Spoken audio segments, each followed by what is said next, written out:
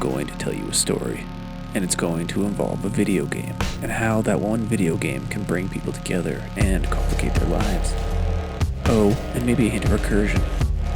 Welcome to All Your Lives Belong to Us, an Aurora Wasteland story.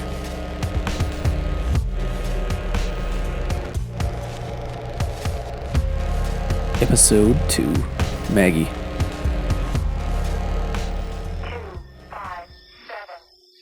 257. A. The toilet seat felt cold on Maggie's behind as she sat down after reaching for some toilet paper. Her grandma had always called her a nervous peer. She often joked that when Maggie was younger she used to have to pee before every TV show they watched together, then again at each commercial. She couldn't afford to miss a second of My Little Pony. Then again, who could?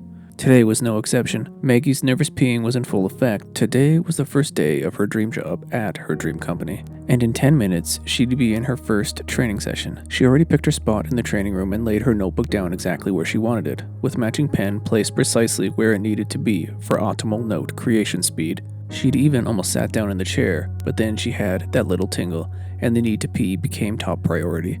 So she asked the receptionist where the bathroom was, and now here she was, staring at the last few pieces of toilet paper, extremely happy she only had to go number 1. The bathroom door banged open, followed by the sound of footsteps, high heels, like someone way above Maggie's pay grade. "I really get tired of that tech speak," a woman's voice said as she echoed through the bathroom. The tap turned on, and hand washing could be heard. "I know what you mean," a second woman's voice said, surprising Maggie, who had taken the footsteps as only being one person. "Why do they always have excuses?" The second voice continued. "Just admit you janked it."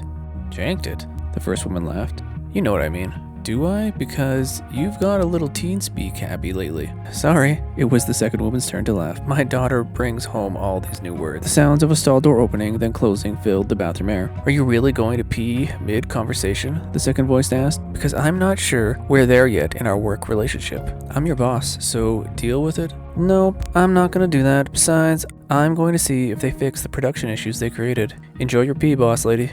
The bathroom door closed, signifying the end of the conversation. Maggie sat motionless on the toilet seat, which was not as cold as it once was. She checked her watch, 5 minutes until the meeting session started. Not much time. Only she was trapped. Not actually trapped, more like held hostage. If she made noise now, the woman in the stall next to her would know she was there the whole time.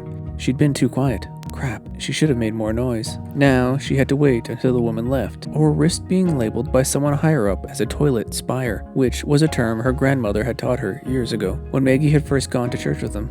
She checked her watch again. 3 minutes. No, this couldn't be happening. She had to be in that training room. She couldn't be late for her first day. The woman beside her flushed once, but didn't leave. 2 minutes to go. Still no movement from the other woman. 1 minute. The stall beside her flushed again. Still no movement. She had to go, and it had to be now. Maggie got to her feet, adjusting her skirt and her underwear, opened the stall door, and wobbly ran to the sink. She'd been sitting longer than she noticed, and her legs had partly fallen asleep. While ignoring the recommended hand washing time from the sticker on the bathroom mirror, Maggie barely got her hands wet and then dried them, then bolted out of the bathroom, half running, half walking. She glanced at her watch.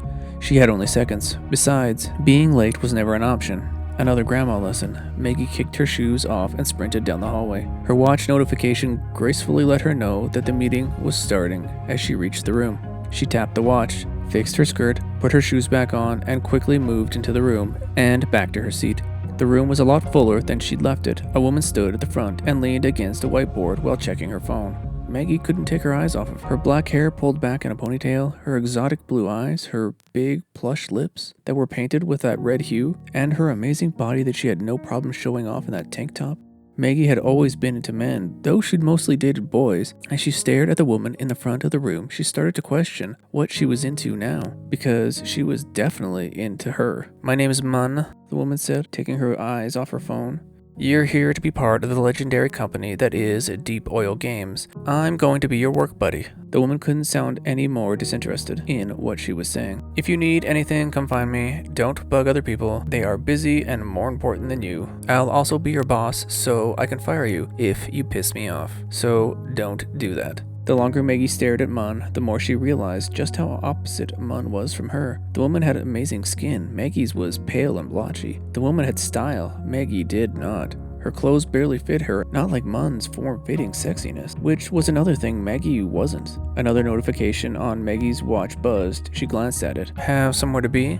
Mun asked Maggie, interrupting the flow of the class. "No, Sorry? I'm only kidding, mostly anyway," Mun said as she smiled at Maggie. Maggie giggled. She'd never done that before. What was she giggling about now? Wow, she really did have a thing for this woman. Only Maggie checked her watch again. She did have somewhere to be. A funeral. Her grandmother had passed only a few days ago, and today was the day her parents, whom she never spoke with anymore, picked for the funeral, despite Maggie's venting numerous frustrations about it. Her grandmother had been the one to encourage Maggie to apply for the job. She'd been the first person she'd called after the interview, and she'd been the first person she took out to celebrate when she'd gotten it. There's no way her grandmother would want her missing her first day of work at her dream job, just so that she could be at her funeral. Her grandmother would have hated that. Still though, missing the funeral was heartbreaking. "Before we get far into anything," Mun said, as she placed her phone down on her desk, meant for presenters, and tapped the button on her computer. That was also on the table. A projector flicked to life, filling the whiteboard behind her with a presentation that read, "Don't be that guy." "Don't be that guy that breaks production," Mun said, her tone flat and serious. "I fired somebody last week for it. We're still cleaning up the mess he made. So let me say this again. Don't be that guy. If production breaks, the game goes down. If the game goes down, we lose money. If we lose money, well, don't be that guy or girl," Mun said as she winked at Maggie, who instantly melted in her chair. Mun was nothing like her boyfriend. Shit, her boyfriend. He was supposed to send her pictures from the funeral. She badly wanted to check her phone, but she didn't. She didn't want to be singled out again. She didn't think her heart or her lady parts could handle it. The rest of the morning was spent going over basic HR company policies. At lunch, they brought in sandwiches while they watched a documentary about the studio's biggest game to date, Elysium.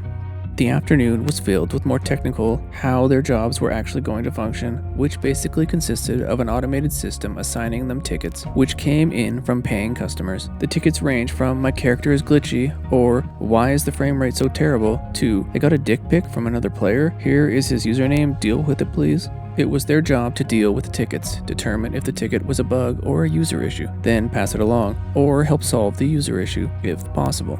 Maggie loved it all, and while working the problem ticket system hadn't been her dream job, working here was. Her plan was to work her way up to one day being able to help actually make the game. By the end of the day, everyone was practically falling asleep in their chair, Mun included. She released the group, and all but Maggie ran as fast as they could to get out of there. She packed her things up, then asked Mun if she could see where she was going to be working. Confused that anybody would want to extend the day, Mun reluctantly accepted and led Maggie through the lobby, kitchen, and meeting rooms up the stairs, where Maggie did her very best not to look at Mun's behind. Then through a sea of half-walled cubicles where finally Mun stopped and did her very best Price is Right reveal. Maggie smiled, thanked her, then dropped her bag and got comfortable in her new desk. Her fingers ran over the fake wood, finding their way to the keyboard. Maggie smiled. Her grandmother would be so proud. Mun's phone buzzed, causing her to vanish down the aisle of cubicles as to not disturb Maggie's moment. The office was quiet other than Mun and herself. Maggie tapped a key on the computer and the screen came to life. Its warm glow felt like a hug as it embraced Maggie. They'd gone over what their login credentials would be in the afternoon meeting, so Maggie put hers in and hit enter. The company's automated ticket system automatically opened for her. She smiled. She wished she could tell Grandma about it. She checked her phone. Still no picture from her boyfriend. She sighed and questioned if she should send him a message, when the ticket system on her screen chimed and indicated that she had a new ticket assigned to her. Maggie placed her phone down without hesitation. She clicked on it, causing the system to open a new window, filled with a vast amount of information about the ticket she'd been assigned. She stared at it, trying to remember what she'd been taught after lunch. What order did they say to check things in? Whatever. She read the ticket description, which was a free flow of text entered by the player. The ticket only had one line. "I'm supposed to ask you about your afterlife?" That didn't seem like an issue or a problem. She scrolled to see what the username was of the player who submitted it. It simply read, Nick. Well, that was a boring login name. Nick must have been one of the first users to get a username like that. Maggie scrolled down looking for more helpful information. "You ready to go?" Mun asked. "I'm not supposed to leave you here on your first day. Not until you're cleared with security tomorrow morning." "Yeah, Did you log in?" Maggie smiled. "I did." "Did you get a little wet? The first ticket always does. You spent so much time playing Elysium that when you finally get a chance to be a part of it..."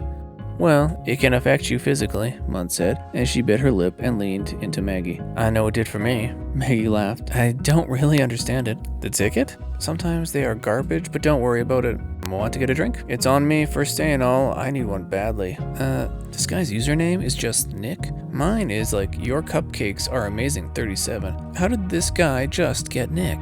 Did you read the message? Mun said as she interrupted Maggie. Rowan, get over here. She called to someone across the room. Did you read the message? She repeated. She had leaned over to the desk towards Maggie. Her tone changed. It was serious. Did you read it? She repeated for a third time. Maggie stared at her. She hadn't done anything wrong. The ticket had come in on its own. Yes, she'd clicked it, but she hadn't done anything but read it. Yeah, she finally said. Rowan, Mun yelled again. Yeah, I'm coming, eh? I was, talking to the missus and a thin but muscled guard said as he approached the two women. I don't care, she read a message from Nick. Oh, that's bad. The man Mun had called Rowan said as he pulled something that looked like a gun from his belt and pointed it at Maggie. Sorry, he said as he inched back from the computer and the desk, throwing his hands in the air. Listen, Maggie started. Whatever. Kill her already, Mun said as she turned to leave. Rowan shrugged and gave Maggie an apologetic look. He stepped forward to not hit the computer monitor, but tripped over Maggie's bag that she dropped. He stumbled, pulled the trigger, firing a shot into the ceiling, causing large chunks of the floor above to come crashing down. Both Mun and Rowan popped like grapes as the building above them rained down on them. Maggie yelped and covered her mouth. She was covered with the insides of Mun and Rowan, along with dust from everything that had just fallen on them. She jumped to her feet, looking for help. The floor was dead quiet. Cautiously, she stepped over the rubble, trying to see if Mun and Rowan had somehow survived despite what she'd witnessed. Rowan's boots stuck out of the rubble. His leg was bent at the wrong angle. Maggie poked it. He made no sound. Mun, on the other end, had mostly missed the falling debris, except for her head, that is. Her body lay on the floor, amazing looking as ever, her head pulverized and splattered by a massive boulder of cement. Some sort of black tar-like substance oozed around from where her head used to be. Maggie covered her mouth. She wanted to throw up. She couldn't be here. This was her dream job. She couldn't be involved in whatever this was. Frantically, she looked around for her bag but didn't find it. It must have been under the rubble. She checked Rowan again. He was still dead. Mun's head was still missing. More blackness was pouring out. She found her phone next to Mun's body. A small amount of black substance was on it. She grabbed it and wiped it on Mun's shirt and tucked it back into her pocket. Maggie did the only thing she could think of. She ran. She ran back down the stairs Mun had walked her up, back through the kitchen, and to the lobby, where she burst through the doors and out to the building, panting. 257. B. 257. The video game console disc tray slid shut. Nick snapped the game case for Elysium closed and sat down on the bed, placing the game case next to him. The console loaded the game just like his at home had done thousands of times. Eventually, he reached the login screen, where, controller in hand, he inputted his username, which was simply Nick. Lemon had made it for him back when she'd first deployed the game. She told him that he was the second official account, after hers of course. He put his password in, Lemon's boobs for life, his standard password, then hit login. A spinning 3-leaf flower spun at the center of the screen. That was different. He didn't remember that being there before. Maybe they'd done an upgrade since he'd last played. Eventually, the character loaded, and Nick spun the camera around looking at it. The character looked just like him, minus the beard. Nick had shaved his. When had he shaved his? He couldn't remember. He rubbed his chin, double-checking that it wasn't there. The character moved forward as Nick pushed the thumbstick forward. He moved it around the room, comparing everything as he went. The room his character was in was exactly the same as the one he was in. It even had the same 2 TVs. And an in-game version of Elysium was playing on the same TV he was playing on. He brought the character back where he started and sat down on the bed just as Nick had done. It was an unreal feeling. His life as he knew it right now was mimicking the game. Or was the game mimicking his life? Nick waved his hand in the air, half expecting the character to copy him. It didn't. He wasn't sure what it meant, but at least his character and him weren't linked in some creepy Muppet way. Nick sighed and put the controller down. His head was starting to hurt. Thinking wasn't his strong suit. Lemon was the thinker. Was he in her game somehow? Because it looked like he was. And how could he be in the game if he was playing her game? There was that in-game version of Elysium. Like a game within a game. Was that what this was? But all that begs the question. How the hell did he get into a video game? Was that even possible? Wait. Lemon had told him that they were working on a virtual reality version of the game. Maybe that's where he was. Maybe he was in some VR game pod thing. Something super impressive, only he didn't remember any of that. But he didn't remember trimming his beard off either, so his memory wasn't reliable. Maybe a sound from the hallway caught his attention. Not yelling, something different. Slowly, Nick put the controller down on the bed next to him, as if it would help him listen. The door to his room jolted as something large bumped against it. Nick jumped to his feet. The door rustled. Something was rubbing against the door in the hallway. Cautiously, Nick stepped forward to the door, his hands out in front of him. Another loud bang. Nick jumped, but continued. What was out there? There was nothing large and monster-like in the game. It was only ever people. As he approached the door, he leaned towards it carefully, expecting it to jolt again. He looked through the peephole. There was another forceful jolt, and two men appeared in Nick's field of view. One man in a suit standing over the other. Nick didn't recognize either of them, but the bright lights in the hall made it hard to define either of their features. The man above drove his fist down into the other man's face over and over again. Nick wondered if he should do something. But before he could, the man on top picked a weapon up off the floor and placed it at the other man's temple, then pulled the trigger. There was another rustle at the door as the man's body collapsed against it. Blood ran under the door into Nick's room. He stared at it. It looked thick, like syrup, as it spread. He inched away from the door, still staring at it. He'd never seen so much blood in real life. It looked blacker than he'd seen on TV, almost like tar. From the hall, the man who still had his head stomped down the hallway. The lifeless body still pressed against Nick's door. The blood was almost hypnotic, though the small table next to Nick caught his attention. The pamphlet, the bus ticket, the sticky note to the Aurora Wasteland website was still sitting there. He stared at them. Why were they here? He was starting to wonder if things in the room maybe weren't so random. Lemon's game, while it was extremely popular, was still linked to him. Maybe these other things were too. The Aurora Wasteland sticky note seemed obvious. Again, it linked to him through Lemon. But what about the other two? He stared at the bus ticket. It looked real and normal. Nick rested his head against the door. The blood was coming farther into the room. He ran his fingers over the bus ticket as he traced the words on it. Destination, Brightness Falls. Brightness Falls? That sounded familiar. He closed his eyes and tried to figure out why. Then it clicked. It was where he and Lemon had gone on their first ever vacation together. They'd rode the bus from the city. She'd fallen asleep on his shoulder. Lemon had picked it for them. She'd wanted to go on an Aurora Wasteland monster tour. So they'd gone. She'd loved every second of it. Nick had hated it. It had all seemed so fake, so corny to him. In fact, he'd hardly paid attention most of the time. He was kinda wishing he had paid attention now. So what did a bus ticket to Brightness Falls tell him about what was happening here? Nick gently banged his head against the door. The body resting against the other side slid down. It didn't tell him anything. God, he was terrible at puzzles like this. It's why he never played puzzle video games. He picked up the bus ticket and flipped it over. It looked normal. Nothing jumping out at him. Not that he would know if it didn't. That had been the only bus he'd ever taken. He placed it back on the small table, sighed, and banged his head again. He wished Lemon was here. She'd be able to pick up on all the little clues, like there was a note line on the bus ticket. That wasn't normal, probably. It's what checks did, not bus tickets. He grabbed the bus ticket again, turned it, and held it under the light to read it. Ask for your afterlife. What the fuck did that mean?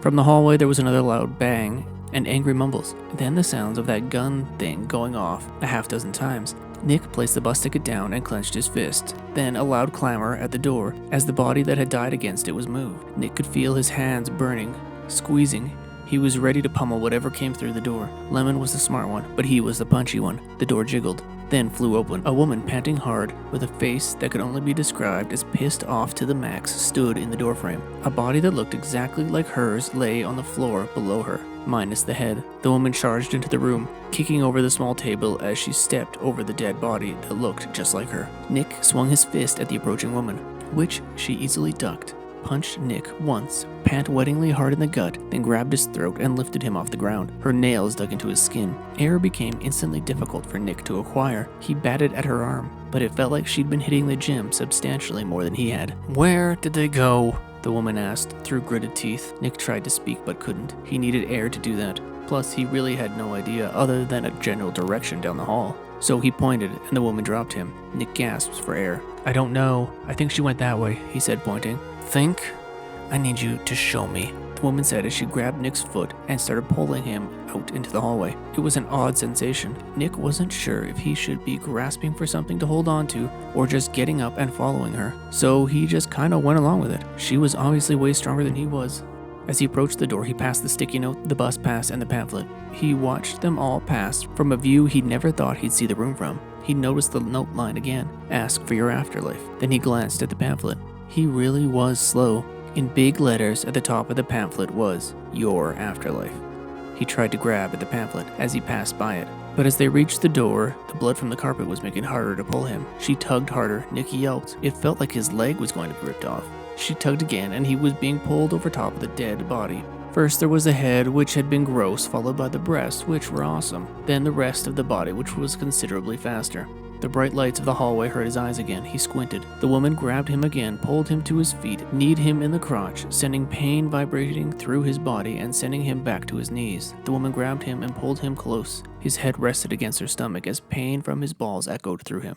"Which way?" she asked again. Nick pointed, though it was hard to think with the pain coming from his balls. Had she crushed them? It felt like she'd crushed them. Maybe mashed them flat? "You sure?" Nick nodded. "Thank you," the woman said as she pulled Nick to his feet. He wobbled, cupped his junk. The woman stepped back as she checked out his clothes. The blood smear from the carpet was all over them. She sighed. "You look like garbage." "Thanks?" was all Nick could get out before a second knee to the groin. He toppled forward, but before he could catch himself, he felt something press against his head, then a burning and pressure sensation. There was the sound of a tiny click, and his head exploded into the woman's hands. 257. A.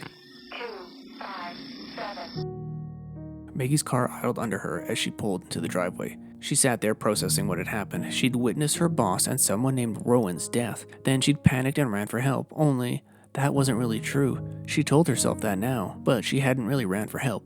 She just ran.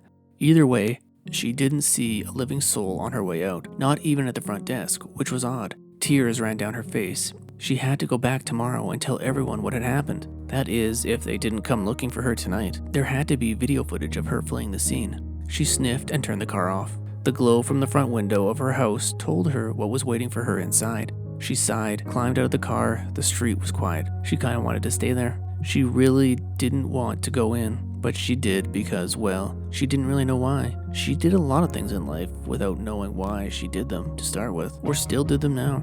The door squeaked as she pushed it open. Maggie expected her cat, Mr. Robot, to greet her at the door, just like he always did, but he didn't.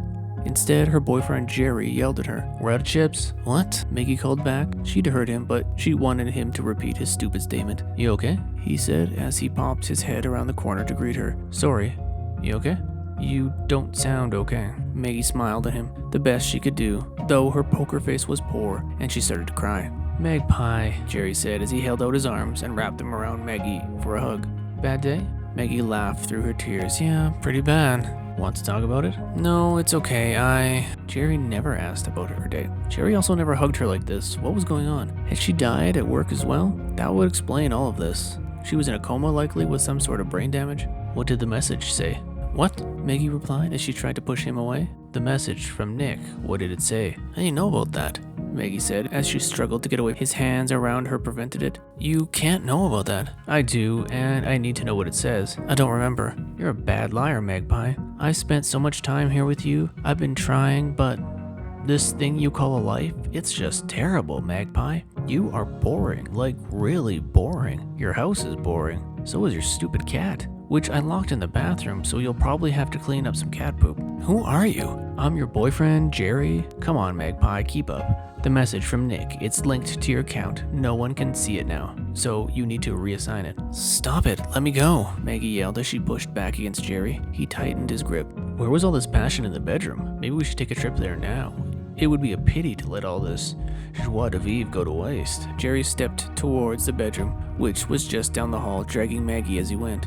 Maggie thought about the message from Nick. It was so simple.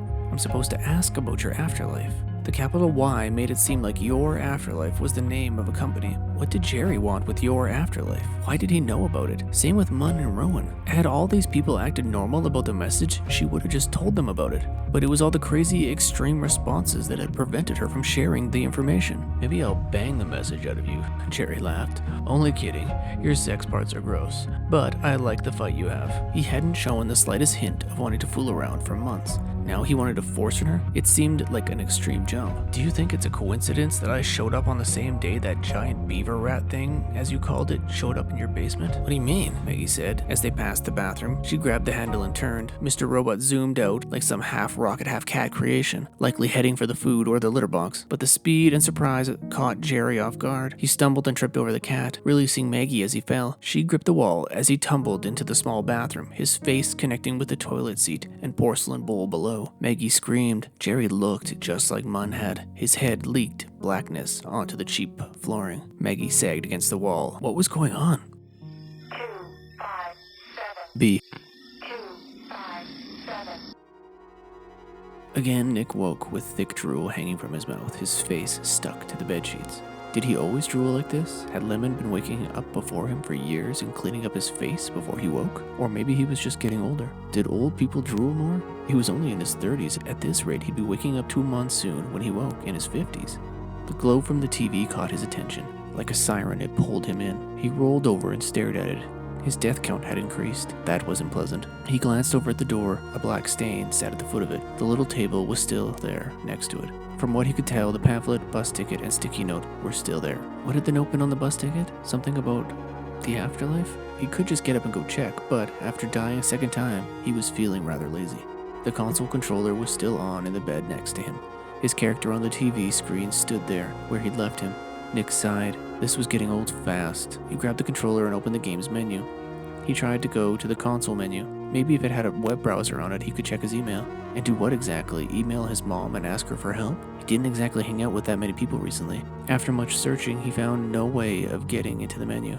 It looked like the game may be the only thing on the console. A dedicated Elysium box? He'd never heard of such a thing, but it was possible, probably.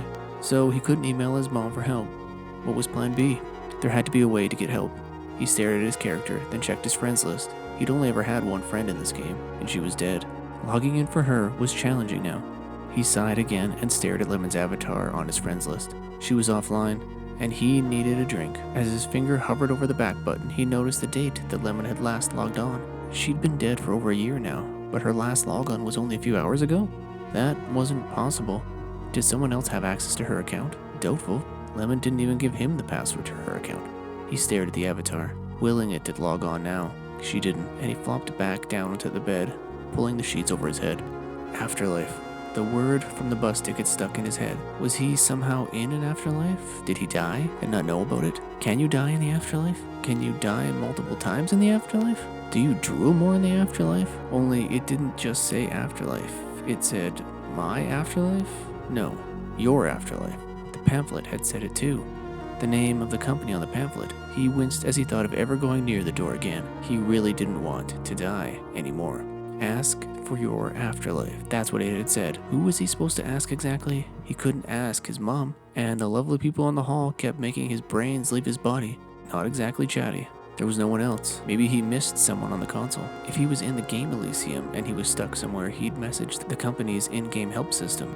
Could he do that? He pulled the sheets from his face and grabbed the controller. In seconds, he was staring at the help menu. A little laugh escaped his lips. Now what? He remembered the note from the bus ticket. He scrolled to the bottom of the menu and selected the not listed above option for help. A blank text box stared back at him. What was he supposed to say? Help, I'm trapped in a building and I can't get out. Plus, people are killing me and I'm drooling a lot when I wake up. No, he knew what to write. Slowly, he selected one letter at a time as he completed his message. I'm supposed to ask you about your afterlife.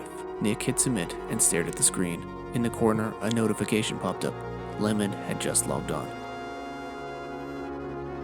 257. Hey. 257. Jerry's body deflated like a balloon. A thick tar-like substance oozed out of his clothes and puddled on the bathroom floor.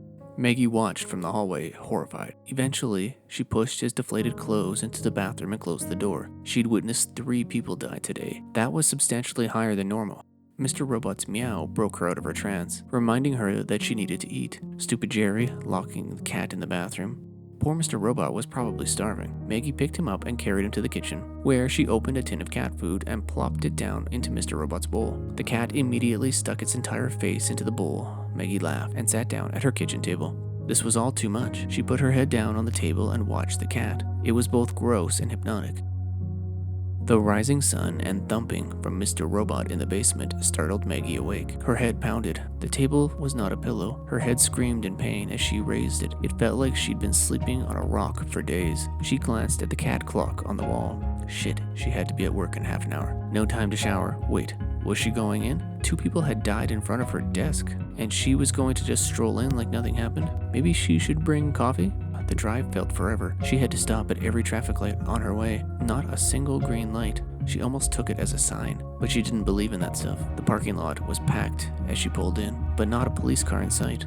That was odd. Maybe they were already done. Maybe they were waiting to spring a trap on her. With 4 coffees in hand, Maggie crossed the parking lot and entered the building. The security guard smiled at her as she entered, so she gave him a coffee.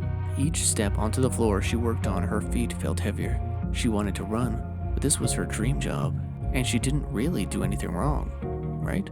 The floor was buzzing with people working, still no police. That was odd. She followed the path Munn had taken her on yesterday. Her breathing increased, and her heart felt like it was going to explode like Jerry's head. Shoot, she'd forgot about Jerry. She hoped Mr. Robot didn't eat any of that black stuff that used to be Jerry, which, by the way, was weird. She hadn't really considered just how weird that was, or what she was going to do about it.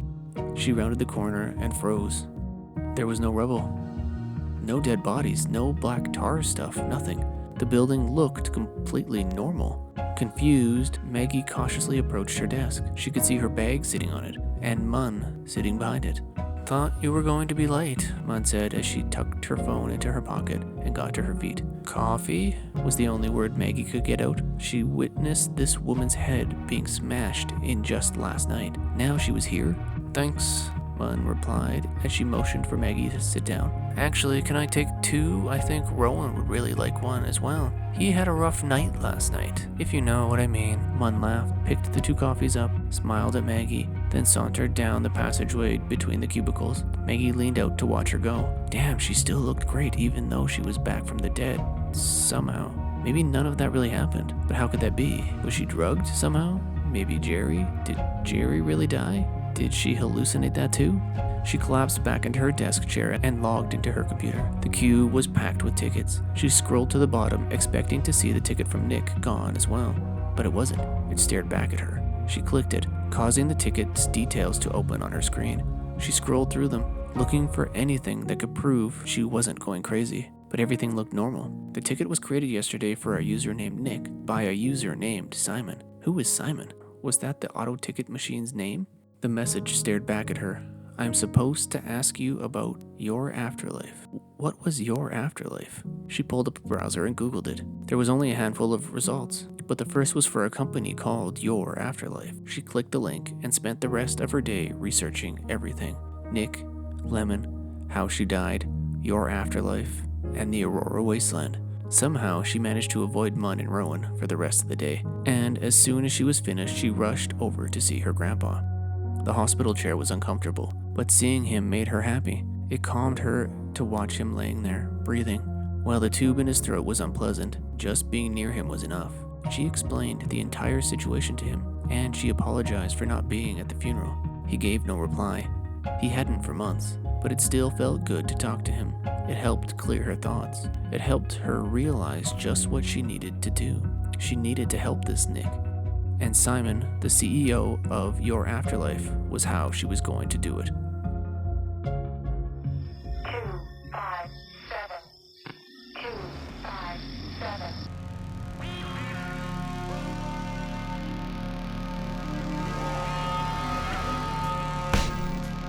Hey, my name is VaughnAshby. I wrote this.